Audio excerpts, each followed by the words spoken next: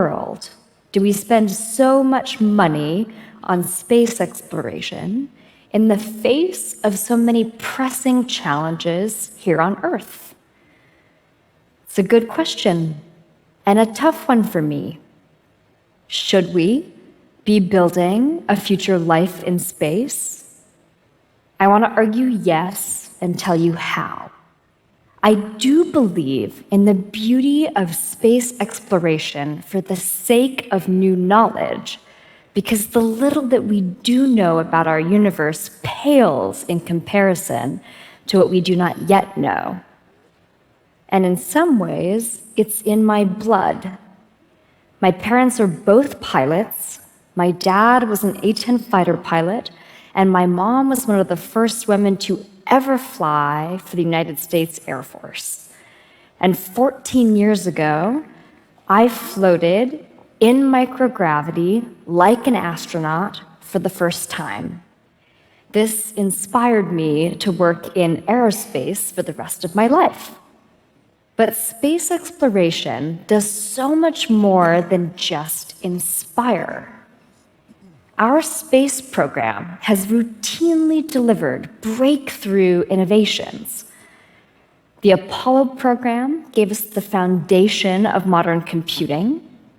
The International Space Station gave us LASIK eye surgery, contributed to that amazing technology. And now new technologies are coming online to enable life-saving biotech in orbit and even deliver energy from space. What makes all of this possible? In the last 15 years, the cost to get to space has dropped dramatically, from over $50,000 a kilogram in the NASA shuttle era to now under $200 a kilogram with SpaceX's Starship coming online. This is remarkable. This is like FedEx. If you can ship something around the world, you can ship it to space. But the precursor space station, where so much of this amazing work has been taking place, the International Space Station, it's getting old, it's very cramped, and worse, it's about to be shut down. It's going to be decommissioned in 2030, 2031. We need new infrastructure, and we need it fast. Unfortunately, current in-space construction is quite slow, difficult, and dangerous. This is a diagram of all of the pieces of the International Space Station, and they were assembled over 15 years like this, by astronauts doing incredibly courageous and risky maneuvers in bulky spacesuits, basically building some of the most advanced technology known to humankind by hand. This hand-built method doesn't scale. Even if the cost to go to space dropped even more dramatically tomorrow, we only have room for about 14 humans in orbit, period. The bottleneck isn't rockets anymore, it's real estate. And we need a new solution for how to build in orbit and scale up space infrastructure for the public good. 9 years ago, I started working on this problem. Could we learn from nature, from plants and proteins that self-assemble at a small scale, and adapt us to the grandest scales in space? We know that when you're in free fall around a planet, you have the sensation of zero gravity. In that environment, forces like magnetism can bring together vast objects with ease. So first at MIT, and now at Aurelian Institute, my team and I have invented a system to do just this, to grow space structures in orbit using autonomous robotic self-assembly.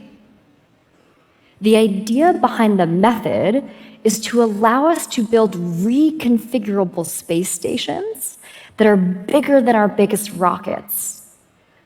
Based on my MIT PhD, we use electropermanent magnets very special, strong magnets that bring the modular tiles together to dock, to rendezvous. Essentially, think about space Legos with magnets that click, click, click, click into place. Tesserae, what we call this space habitat, is a self-assembling structure. So we ship the modular parts to their destination, wherever they're meant to be, and once the tiles or the modules arrive, they build themselves. So we don't require astronauts or even robotic arms to go out and do slow or risky spacewalks and space maneuvers.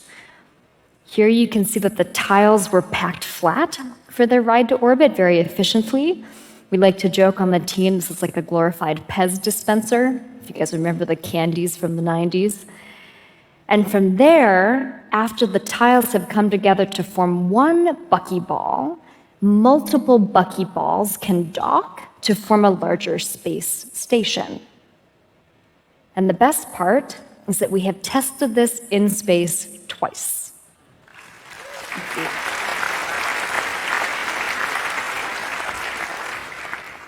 So here you can see Michael Lopez Alegria on orbit inside the International Space Station, helping us test the code and the timing and the pacing for dynamic robotic self-assembly in orbit.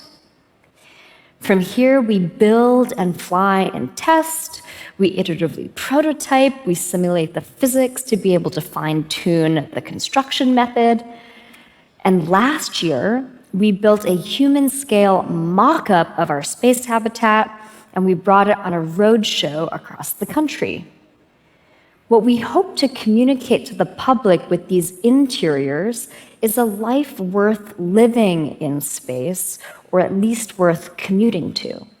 Once we're in space, we can use the really unique environment of the vacuum, of microgravity, to manufacture things that can't be made on Earth. In low Earth orbit, we're working with partners to use the tesserae construction technology to assemble large volume, high throughput biotech factories. It turns out that in microgravity, protein crystals grow differently, certain types of tissues grow faster or mature better, and we can even do novel drug discovery in a way that we can't do under the conditions of Earth gravity. We know that certain key biological samples behave differently in space, particularly when they're floating. So whether it's exceptional quality organoids for testing Alzheimer's drugs or cancer drugs, or artificial retinas that would cure macular degeneration, these therapies will be made in space, stabilized, and brought back down to Earth. A little bit further out, between Earth and the sun, we're working to see if we can help startup energy companies self-assemble thousands of solar panels in orbit above the atmosphere. Now, what this would allow us to do is capture raw, unfiltered sunlight and beam it anywhere on Earth, even at night. This is like a flashlight from space. And it would fundamentally solve the storage problem for solar power, allowing us to deliver abundant green energy to the surface of the Earth.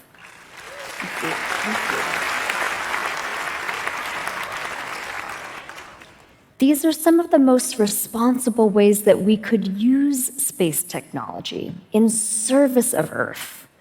My team and I have been working on an idea passionately, known for decades in science fiction as off-worlding. Not off-worlding the humans, but off-worlding the heavy industry. We could let Earth recover as a garden planet for generations to come and use space infrastructure to do that off-worlding. And this future is a lot closer than you may think. While space travel definitely feels rarefied, and in many ways it certainly still is, I bring dozens of people with me every year into microgravity on parabolic flights.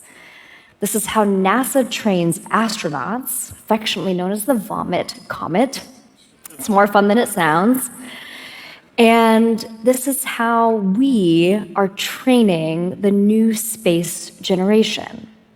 We're building architecture to welcome more people to orbit, whether it's for a long weekend to see the planet from space for the first time, or maybe for a career scientist to commute for a decade to work on a major breakthrough.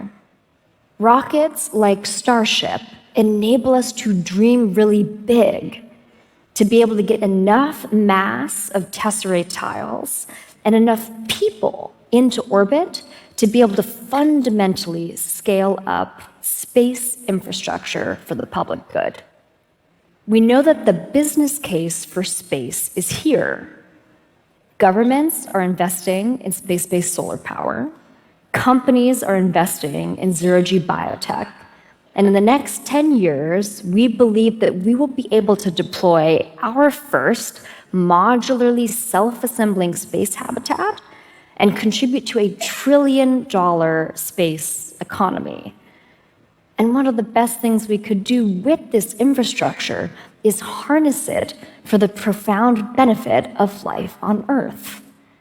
Because fundamentally, space exploration isn't about escaping Earth.